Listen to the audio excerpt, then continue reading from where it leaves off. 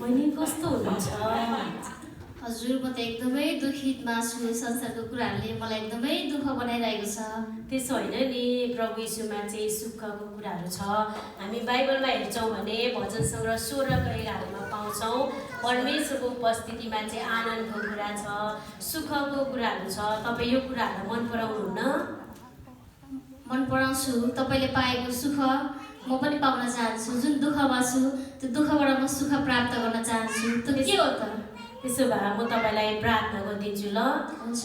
प्रभु धन्यवाद, तपाईँलाई म प्रार्थना गर्छु यो छोरीको जीवनमा भएको सबै दुःखहरू हटाएर तपाईँ परमेश्वरको शान्तिले भर्नुहोस्, येशू ख्रीष्टको नाममा आमेन।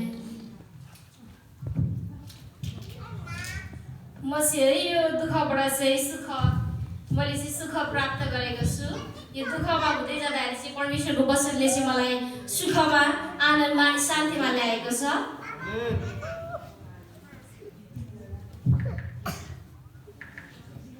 के गर्नुहुँदैछ?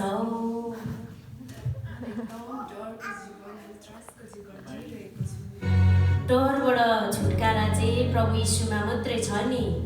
परमेश्वरको वचनले चाहिँ भन्छ भजन सङ्ग्रह 91:1-2 परमेश्वरमा शरण लिनेहरूलाई चाहिँ प्रभुले सुरक्षित राख्नुहुन्छ भनेर भन्छ। अनि तपाईँ चाहिँ एकदम सुरक्षामा रहने इच्छा गर्नुहुन्छ? त्यसो भए म तपाईँको लागि प्रार्थना गरिदिन्छु है। प्रभु म प्रार्थना गर्छु यो छोरीको जीवनमा भएको सबै डरको कुराहरूबाट तपाईँले छुटकारा दिनुहोस् अनि यो छोरीलाई एकदम सुरक्षित तपाईँले महसुस गराउनु भएको होस्, येशू ख्रीष्टको नाममा आमेन। आजदेखि उसो चाहिँ मैले प्रभुको सुरक्षा मेरो जीवनमा पाएको छु है। धन्यवाद भएको होस्।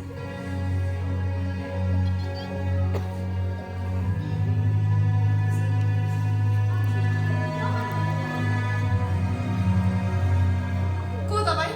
कहाँ आउनुभएको? होइन, म तपाईँसँग एकछिन बात गर्नु चाहन्छु ल।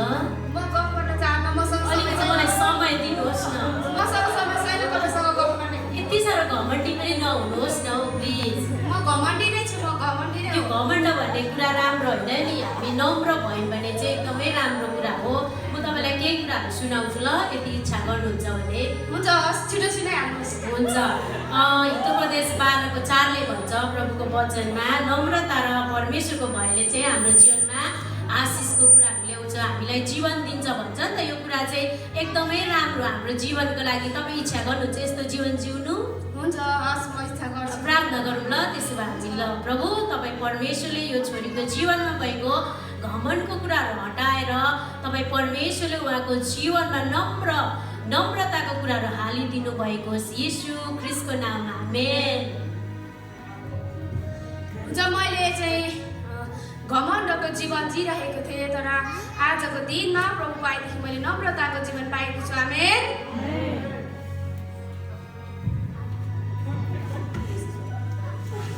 के छ हौ, तपाईँ त लुकाइरहनु भएको छ त? खोइ हेर्छु नि मम्मी अलिकति। होइन, बाँडीचुडी गर्दा त हुन्छ होला त। लोभ गर्नु राम्रो कुरा होइन नि बहिनी। किन कहाँ लेखेको छ र यो? वचनमा चाहिँ यसरी भन्छ है, प्रेरित 20:32ले लिनुभन्दा चाहिँ दिनु असल हो। दिनु। हजुर, म चाहिँ कि मलाई साह्रै लोभ लाग्छ है। मलाई नै मात्र होस् भन्ने मेरो इच्छा हो। तर हामीले हामीसँग भएको कुराहरू बाँडचुँड गऱ्यौँ भने चाहिँ हामीले चाहिँ होइन राम्रो हुन्छौँ। हामी हाम्रो परिवार सरछिमेकीसँग हामीमा भएको कुराहरू बाँड्दाखेरि चाहिँ असल हो नि त। यो चाहिँ वचनले सिकाउँछ। अनि यस्तो जीवन तपाईँ इच्छा गर्नुहुन्छ? म चाहन्छु यो कुराद्वारा ल, तपाईँको जीवनमा लोभको कुराहरूबाट छुटकारा भएको होस् है। प्रार्थना गरौँ ल। प्रभु म प्रार्थना गर्छु यो छोरीको जीवनमा भएको लोभको कुराहरू आफूलाई मात्र होस् भन्ने इच्छाहरू हटाएर तपाईँ परमेश्वरले दिने कुराहरू, अरूहरूको इच्छालाई, अरूहरूको आवश्यकतालाई पुरा गर्ने कुराहरू तपाईँ परमेश्वरले भरिदिनु भएको होस्, येशू ख्रीष्टको नाममा आमेन। आज चाहिँ मैले है मेरो जीवनमा चाहिँ धेरै लोभको लालचको कुराहरू आउँथ्यो। अनि जब मैले आज प्रभुको वचन सुनेदेखि चाहिँ मैले चाहिँ लोभ गर्नु चाहिँ खराब कुरा हो। अनि मैले चाहिँ आज धेरै कुराहरूमा प्रभुको वचनद्वारा म आशिषित भएको छु। धन्यवाद।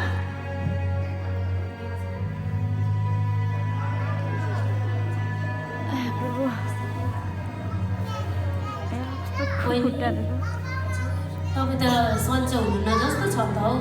हजुर म बिसन्चै छु है। म चाहिँ एकदमै थकित जीवन मेरै जीवनबाट चाहिँ म धेरै थाकिसकेको छु।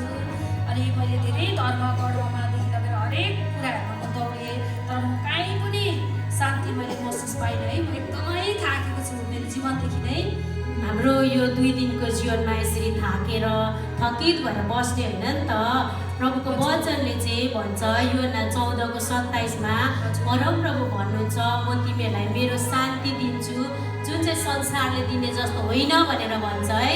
अनि तपाईँलाई चाहिँ तपाईँको जीवनमा थकित भएको कुराहरूबाट चाहिँ शान्ति दिनु चाहिँ प्रभु येशू चाहनुहुन्छ। अनि तपाईँलाई मनपर्छ यस्तो कुरा? एकदमै मनपर्छ मलाई है। म चाहिँ शान्ति चाहिरहेको छु। मेरो जीवनमा चाहिँ धेरै म थाकिसकेको छु है। ल हामी प्रार्थना गरौँ ल।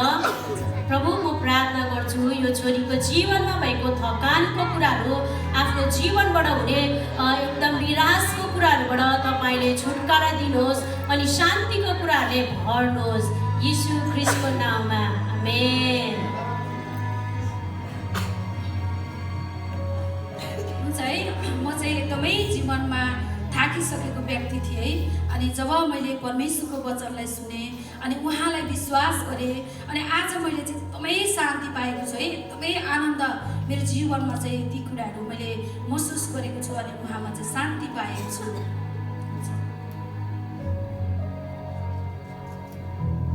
तपाईँ किन आउनुभएको? होइन तपाईँसँग बात गर्छु। होइन म त भ्याउँदिनँ नि। मेरो समय नै छैन एकछिन बस्नुहोस् न त बात गरौँ न ल। म त भ्याउँदिनँ, मेरो समय नै छैन। तपाईँ किन यति साह्रो अरूहरूलाई घृणा गर्नुहुन्छ?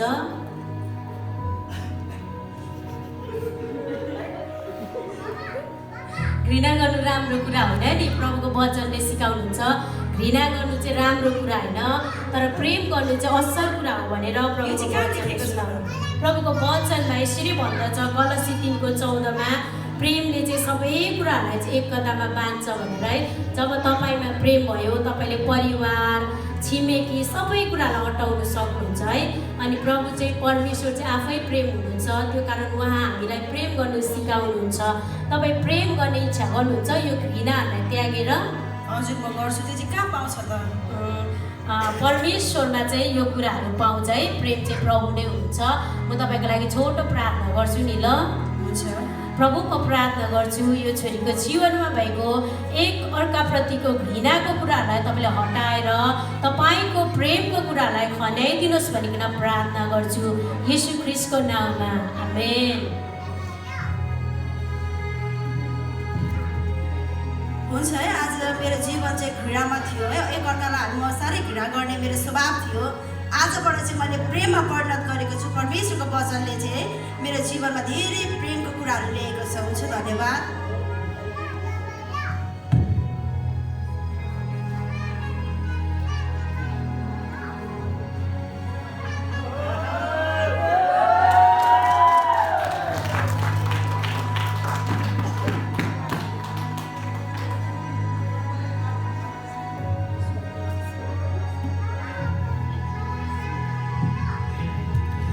हुन्छ, तपाईँहरू सबैलाई एकदमै धन्यवाद। यो छोटो नाटकबाट तपाईँहरू कतिले बुझ्नुभयो कतिले बुझ्नु भएन। 2025मा हाम्रो कतिको जीवनमा दुःखको कुराहरू थियो होला, डर घमण्ड लोभ थकान घृणाको कुराहरू थियो होला है। अनि यो कुराहरूबाट चाहिँ अब 2026 लाग्दै गर्दा चाहिँ यी सबै कुराहरूबाट चाहिँ एकदमै हाम्रो जीवनमा छुटकारा होस् भन्ने हामी 2026 को तपाईँहरू सबैलाई शुभकामना गर्दछौँ।